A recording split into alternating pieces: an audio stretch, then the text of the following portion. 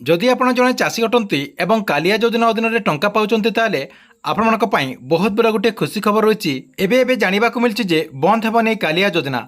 आपण आगुरी जमी कालिया योजना अधीन में टंका पाउथिले से टंका आपने सेमिति पाइपारे जहाँकि आगुरी जो राज्य सरकार तरफ कालिया योजना अधीन जो 2000 टंका मिलूला आपको समस्त चाषी भाई मैंने एथर 2000 टंका लेखाएं पाइपारे। एने राज्यर जो उपमुख्यमंत्री रही कनक वर्धन सिंहदेव घोषणा करछंती। तेबे एने कोन अपडेट होईची ए वीडियो माध्यम रे आपण माने पूरा डिटेल जानि परिबे। सेति वीडियोटी को शेष पर्यंत देखंतु। ता पूर्वरु वीडियो को गोटे लाइक कर दियंतु एवं जो माने चैनल को नुआ आस्थिबे चैनल को सब्सक्राइब करके पाखर थिबा बेल आइकन को क्लिक करके ऑल नोटिफिकेशन ऑन कर दियंतु।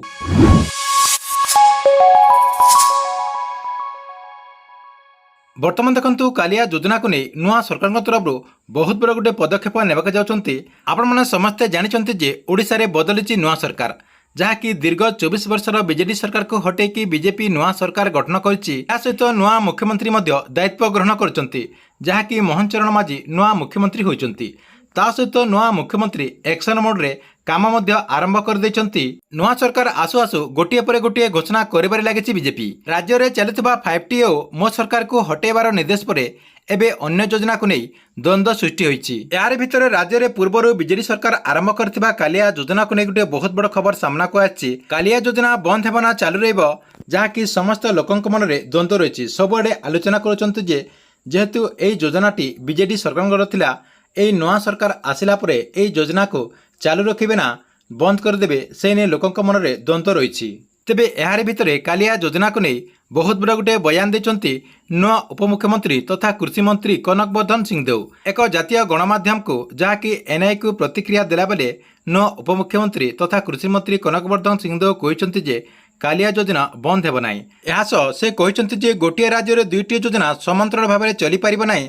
तेणु खूब शीघ्र राज्य में पीएम किसान योजना लाभ किपरि अधिक चाषी भाई मैंने पाइपारे से ने योजना करा जाउची। से आहरी मध्य कहते जे निर्वाचन को दृष्टि रखी पूर्व सरकार एई कालिया योजना को आरंभ करथिले किंतु बहुत कम लोक यार फायदा पाउचंती।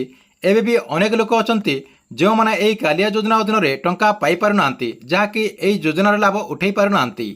आपण माने समस्ते जानिथिबे एई योजना अधीन रे जहाँकि वर्ष को 2टा किस्ती रे 2,000 टंका करके 4,000 टंका दिया जाए जहाँकि आपणकर पूर्व सरकार 2018 एवं 19 वर्ष रे एई योजना को आरंभ करथिले। किंतु एई नुआ सरकार आसिला परे कालिया योजना को नहीं आगु कोन पदक्षेप नेबे से नहीं समस्त चाषी भाई माने अपेक्षा कर रहिसंती। जहाँकि कहा जाछि जे उपमुख्यमंत्री तथा राज्यर कृषि मंत्री कहवा अनुसार आगु को आपणकर कालिया योजना अधीन जेमिति चाषी भाई माने टंका पाउथिले सेमिति टंका पाई पारिबे।